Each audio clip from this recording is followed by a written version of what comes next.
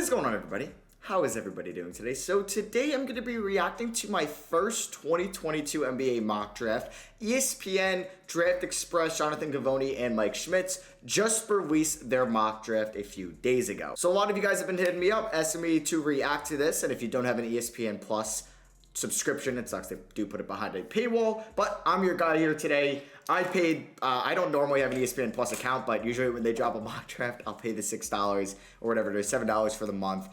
Who knows, maybe I'll use it to watch some college basketball, college baseball, now that there's no MLB season. Maybe I will end up using ESPN Plus a little bit more. But yeah, we're going to be reacting to their article today, seeing what I agree with, what I disagree with, how I think maybe I'm too low on a player, maybe I'm too high on a player, and these experts that know more than me are going to maybe change my thought process on things. So if you guys do enjoy these, drop a thumbs up. If you maybe want me to react to a Bleacher Report or The Ringer or some other type of NBA site mock draft, Chad Ford, anybody like that, let me know down below and I'll make sure to do that. We're going to get into the swing of things with March Madness. Selection Sunday's a couple weekends away. We'll get into the tournament and then we'll kind of start figuring out the end of the season. And then we won't really know the lottery, obviously, till I think it's May 17th or some date around there, May 19th.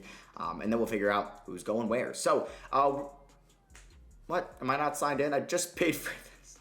All right, hold on. I should be chilling. All right, we are good now. That was annoying. It literally took me to like my accountant asked if I wanted to get a yearly subscription. No, I just paid for this. Show me the article. So they don't really go into an analysis of each player. So we'll kind of talk about it. Here's the top six, as you can see. So they have Chet Holmgren going one to the Pistons, who's been playing phenomenal for Gonzaga as of late. Perfect timing going right into the tournament, right into their West Coast tournament as well, which has been a good conference this year with San Francisco and a couple other bubble teams that will be over there. But yeah, they got Chet Holmgren, stud, lengthy. We'll see what position he's going to be in the NBA. Will be more of like that Kristaps 4 due to his frame coming out of college, or like that Larry Markkinen, similar to that, or because of his defensive ability, which has been good this year. Will he be able to play the 5? Will NBA teams trust his, I guess, frame him to hit the gym and be able to guard some of these stronger centers in the league? Like if Giannis is playing some center, or you got Joel Embiid, or you got Bam Adebayo. I believe this is their age when they get drafted. I don't think Chet's 20 right now. Huh. Wait, Chet's actually going to be almost 20 when he gets drafted? Huh, that seems just kind of young. But I guess that is what their age when they get drafted. So they have Jabari Smith going too. I think for Detroit, yeah, they have Chet listed as a power forward. I think, this is going to be the top 3, even though Jaden Ivey is so goddamn good, and I think I would love Jaden Ivey to Detroit. But, if they are going to take a big move, Jeremy Grant. I mean, yes, you can run some lineups with Jeremy Grant at the 3, Sadiq at the 2, and Kidd at the 1, and kind of go super big, which is fine. But please trade Jeremy Grant. I don't want any of these guys' development getting stumped, and I don't want Isaiah Stewart or Sadiq Bey being the odd man out because you're giving Jeremy Grant minutes who doesn't fit your timeline. I wouldn't pay him major money. I don't really think you're going to fall into the Julius Randle syndrome. We're just paying these guys that are not worth max deals, and Grant wants $100 million. He wants the big bucks. So I wouldn't do that. Magic and Jabari Smith, I think that's perfect. We'll see what happens with Jonathan Isaac in the offseason. I think Wendell Carter Jr. could be the center going forward. You slide in Jabari Smith there, and hey, him and Isaac and Carter could play. You could definitely run some small ball lineups with Jabari Smith, Banchero at the 5 if you were to go him. And then you got Banchero going to Houston. Another team I wouldn't mind Jaden Ivey going to, running Ivey and Jalen Green together on the wings would be kind of sweeter in that backcourt, but I don't see Banchero falling out of the top 3. Maybe this allows them to move Christian Wood sooner than expected. And then we got Jaden Ivey going to the Pacers. Honestly, Ivey and Halliburton, I think I'd watch every single Pacers game. I love Jaden Ivey. He's going to get a lot of Ja Morant comparisons. I don't really know who I could compare him to as of late. Morant, yes, but I feel like Morant was more of a true ball handler. And I feel like Ivey is like a better ball handling Halliburton coming out of college. I feel like he can kind of do it all, and he will be able to at the next level on both sides of the floor. I would love that. You have Halliburton or Ivey, Halliburton, Dorte as your 1, 2, and 3. That's fun. That's a fun team. And then you kind of have Turner at the 5. You figure out your power forward spot. I like that going forward. Sacramento taking AJ Griffin now. Something I do want to pull up right quick. It's just kind of their stats this year, just to freshen my mind. Because Griffin didn't start off really doing much at all for the... Why am I thinking there's not a lot of Griffins? For the Blue Devils this year. And then as of late, he's been playing a lot better.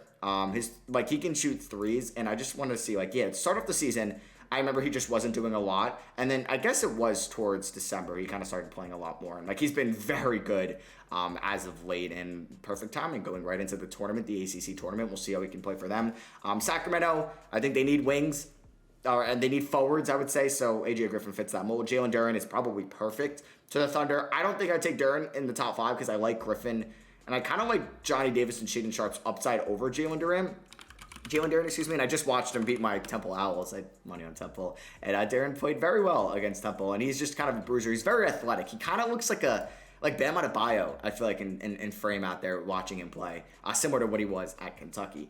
And then you got the New York Knicks taking Johnny Davis. Oh my God, the Knicks are 7 right now. Holy crap, what a...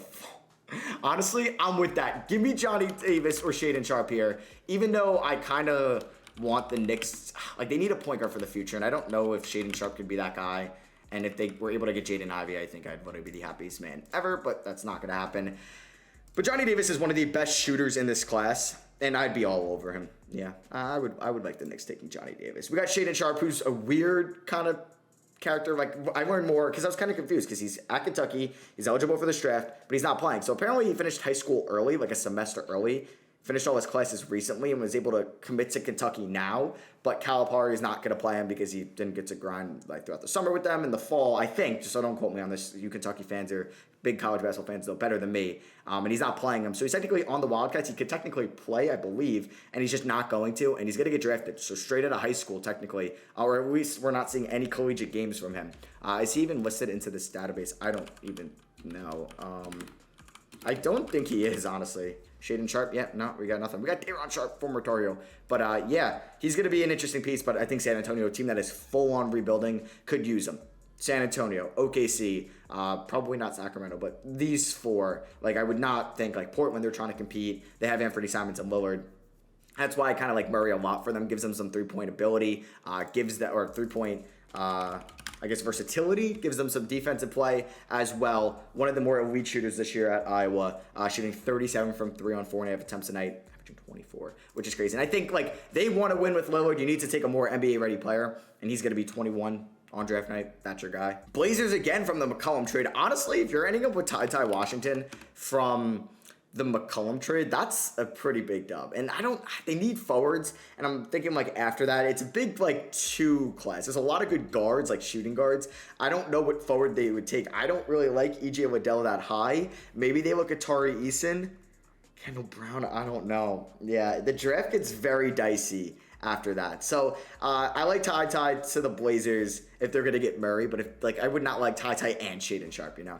Benedict Mathurin to the Wizards, I can get behind that, possibly Bradley Beal replacement down the line. We'll see. They're a team that also needs a point guard, and there's plenty left. So maybe you look at Dyson Daniels, maybe you look at Kennedy Chandler, G. Montero, one of those guys.